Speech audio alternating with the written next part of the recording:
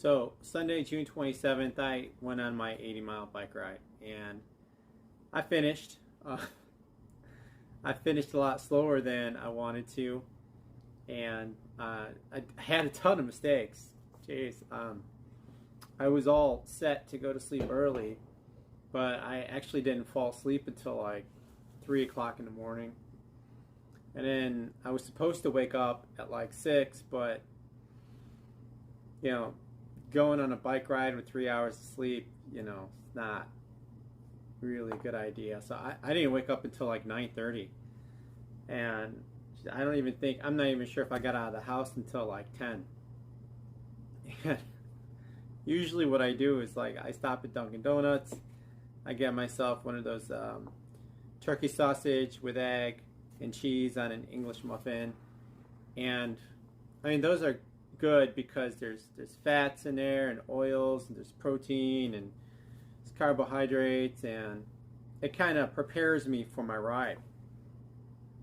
But that wasn't the case. It was late and part of the road was closed, and I was just distracted at that time. So I'm on my ride, and someplace between Lockport and Joliet,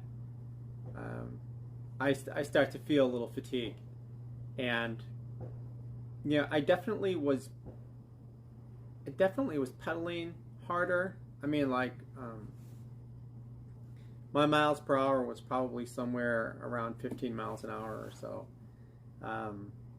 but combined with the sun, not eating, not getting a lot of sleep the night before, I was already feeling it. Like, I'd say like 27 miles into the ride, before I even got to Joliet.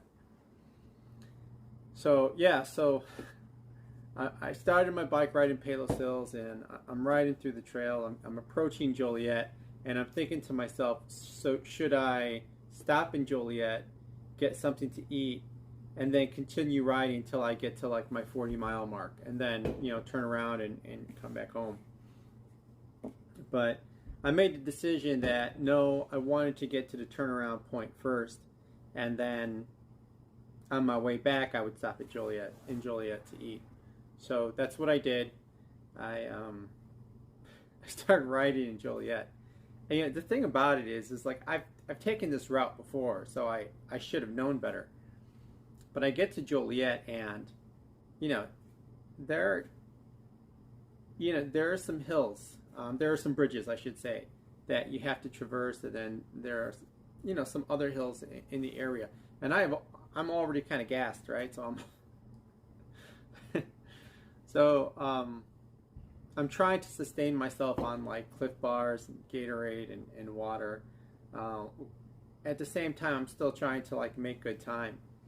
And I get past Joliet, and now I'm riding towards Shannon, and I'm on my trail, and it's the middle of the day, and like the sun is bearing down. And just like last year, I had taken this route on my 100-mile ride, and I recall that it was hot and humid in this part of the trail. And the thing about it is, it had like stormed a couple of days like prior. In fact, I wasn't even sure that I was going to make this ride because it had been storming. So I'm riding on this trail, and it's not all gravel anymore. Now it's kind of like hard packed dirt, and that was like moist hard packed dirt. So I'm tired, I need food, and now it's even harder to pedal. Anyways, I finally get to I'm nearing my destination, and turns out that like there's road work on the trail, and the trail is closed.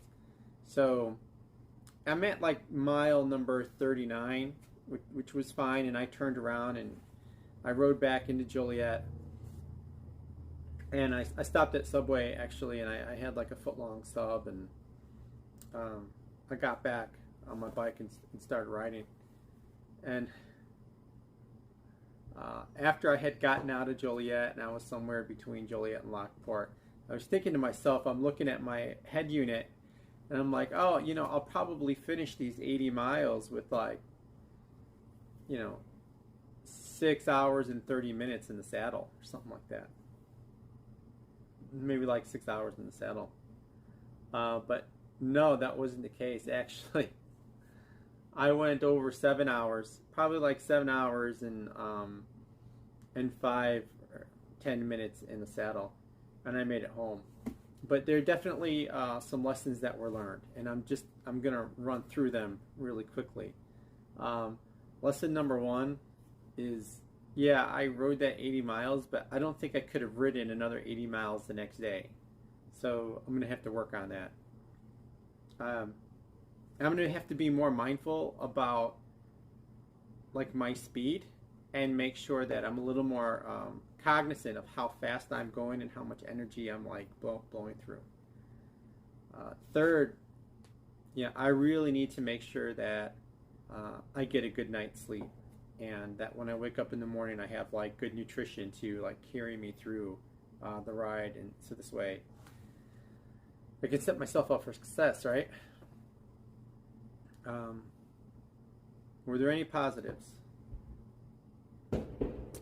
Yeah, so big positive last year when I did my 100-mile ride, I was using like a mountain bike handlebar, and I was really like leaning into the handlebars, and I compressed my ulnar nerve right in here, and these two fingers were numb for like 3 weeks on both sides of my hands. In fact, I don't think that I got rid of the numbness all the way up to like the tips of my ring finger and pinky fingers for like 6 weeks or something. And then like my forearms were like weak. I mean like totally weak for a few months.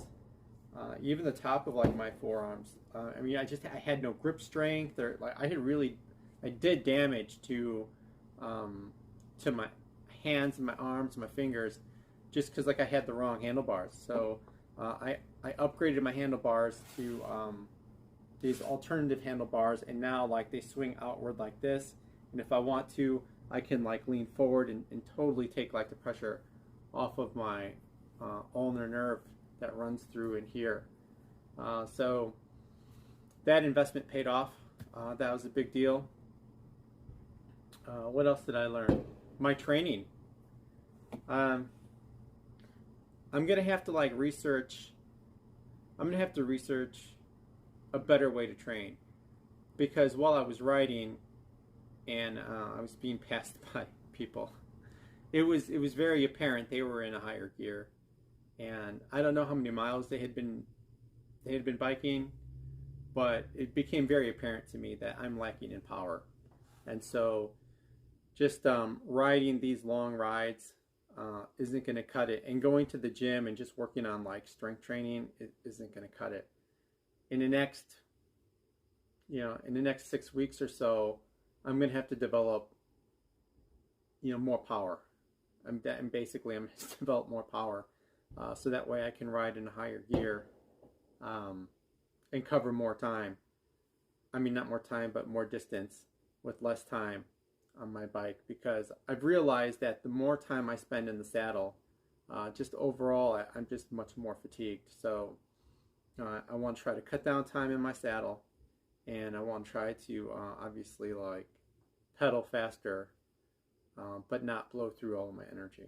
So anyways, that was my ride, lessons learned, and I guess this week I'm just going to have to put a little bit of thought into it and make some adjustments to my training, and just try to like stay disciplined, stay positive, and keep at it.